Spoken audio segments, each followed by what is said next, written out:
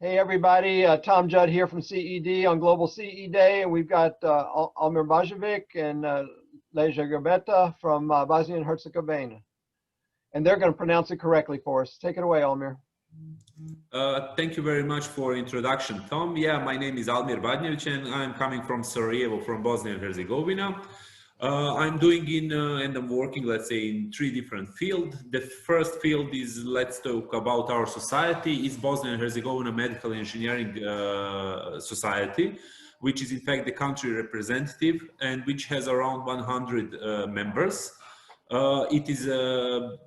It is country representative in IFMB and the AMBIS too, which is in fact European Alliance for Medical and Biological Engineering. We have done many things in the past, but definitely the biggest thing what are we doing every year is in fact the International Conference for Medical and Biological Engineering, which gather mostly in around 600 or 700 people from 45 different worldwide countries. And we always accept in around, let's say, 100 of the papers which are published by the Springer IFMB proceedings. So that is the biggest, let's say, the biggest things what are we doing as society. And what I have to say that we really have a lot of members from even from electrical engineering, from medical engineering, pharmaceutical engineering, etc., etc. And a lot of them are working those jobs in healthcare institutions. So we have a lot of professionals, not only the people from academia. So regarding these COVID days and all of those things, what is currently, let's say, very interesting, we had a lot of collaborations and we have a lot of those Viber, WhatsApp and other groups where we in fact communicating, let's say, changing experiences, knowledge, etc., etc.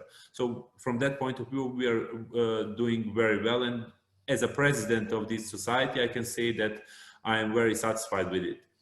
Almir, let me stop you just for a second. First of all, you're a board member of CED. You're our youngest board member. Yeah. You know, you have grown very fast in your profession in your country. Tell us about the job that you do every day yourself. Yeah, that's what I wanted now to say. And I'm working as a CEO or director of Medical Device Inspection Laboratory, VERLAB. VERLAB is laboratory which is in fact named by the country and of course accredited, etc., by ISO 17020. And we are doing everyday inspection of medical devices in all healthcare institutions in our country. So in our country, 11 different medical devices are part of the legal metrology system. So once per year, we are doing independent inspection of output parameters of those medical devices. So we are the guys who are every day on the field, in fact, and we have the first probably European database with all measurements from all of those medical devices in the last 5 years. So we already started now working on working of development of machine learning and artificial neural networks for prediction of failures and output parameters of those medical devices. So that's something what are we doing also very much. And at the end, let's say I'm also the part of academia. I'm working as associate professor at international Birch universities at Department of Genetics and Bioengineering, where I teach this, courses such as biomedical instrumentation, laboratory quality management system, biomedical signals and systems, biosensors, and other courses from biomedical engineering. So also in University of Sarajevo, I'm teaching the health informatics at the Faculty of Pharmacy. And let's say for the end, this is some kind of the message for all clinical engineering, because as you already know, that clinical engineering are in fact the all professionals who are qualified by education and even or registration to practice engineering in healthcare environment, where in fact technology is created, deployed, regulated, managed, or even maintenance related to health services. And without us, without clinical engineering, the fight against the, let's say, pandemics such as COVID-19, which is currently now, wouldn't be so easy and wouldn't be definitely possible. And especially, it's very important that we as clinical engineers, biomedical engineers, bioengineers, or call us whatever you want, have a voice and have opinion and have a really active role in when we are talking about all of those donations, all of those medical devices, medical technology, etc., in healthcare institutions, because without us, it's not possible that we will fight these pandemics and not even all future pandemics and future situations which we will have in our lives and which are in fact, let's say, something what's happening every day in healthcare institutions. Well, Almir, a great word. I hear you have a friend with you that you're going to introduce. Yeah, with me is also our CED collaborator, Professor Lejla Gurbeta, and she will talk a little bit more about herself and what is she doing here. Thank you for your time, Almir. Thank you. I hope you get to rest sometime. Doesn't sound like it.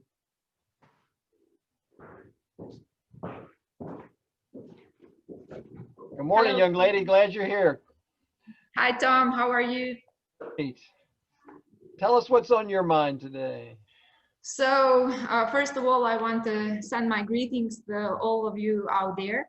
As Almir mentioned, I'm working in this team in Bosnia and Herzegovina, and I'm currently technical manager at Medical Device Inspection Laboratory. For the previous 5 years, I was the person who visited healthcare institution on a daily basis, and I encountered all these medical devices that are used in everyday activities in healthcare institution. So, as Almir said, in Lejla we provide inspection of medical devices, their output parameters, which actually affect the patient. For example, if we are talking about the defibrillator, our team inspects the performance of output energy, which affects the patient. And that is for all other 10 different types of medical devices. So in the previous 5 years, we have made very strong connections with the healthcare institutions in our country. And now we are seen as a reference point as professionals working in clinical engineering department who get different calls from medical professionals asking us to show them how medical devices are used, or they contact us when they have some problem with medical devices. I'm proud to say that our laboratory established the first digital database of used medical devices in our country. So we now know what we are working with, and we know where all medical devices distributed in healthcare institutions. Also, we are very proud to say that we are enlarging this clinical engineering and biomedical engineering in Bosnia and Herzegovina.